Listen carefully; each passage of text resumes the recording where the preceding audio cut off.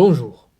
Nous avons vu comment une théorie scientifique est sujette à débat et peut être acceptée ou rejetée.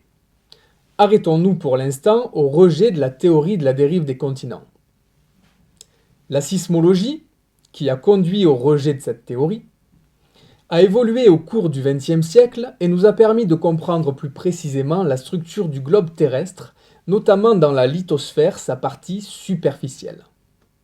Voyons les principes de la sismique et les connaissances que cette science nous apporte. Au début du XXe siècle, nous savons que suite à un séisme, des ondes P directes se déplacent à la vitesse connue de 6 km par seconde jusqu'à un sismographe.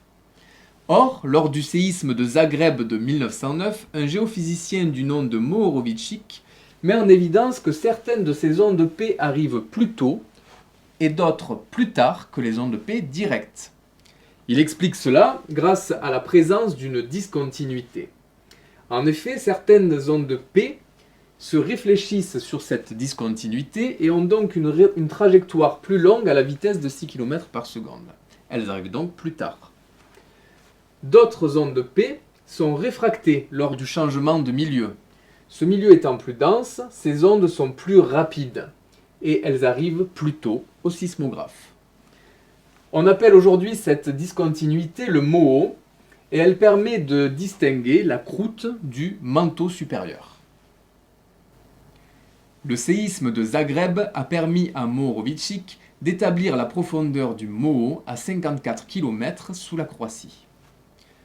Aujourd'hui, pour étudier le sous-sol, nous sommes capables de reproduire des vibrations qui vont se propager dans le sous-sol comme des raies sismiques jusqu'à des surfaces de discontinuité, c'est-à-dire un changement de milieu. Ces raies vont se réfléchir et nous pourrons enregistrer grâce à des capteurs le temps d'arrivée et l'amplitude des ondes.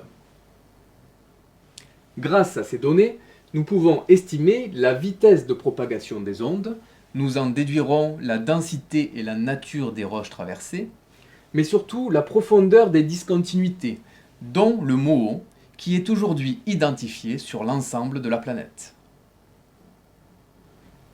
La distribution bimodale des altitudes révèle un contraste géologique, c'est-à-dire l'existence de deux entités de nature différente. Aujourd'hui, les données de la sismique permettent de préciser ces deux entités, avec une croûte continentale d'une épaisseur supérieure à celle de la croûte océanique. Les vitesses de propagation des ondes différentes dans ces deux entités révèlent également une nature différente. Croûte continentale et océanique reposent toutes les deux sur le manteau supérieur.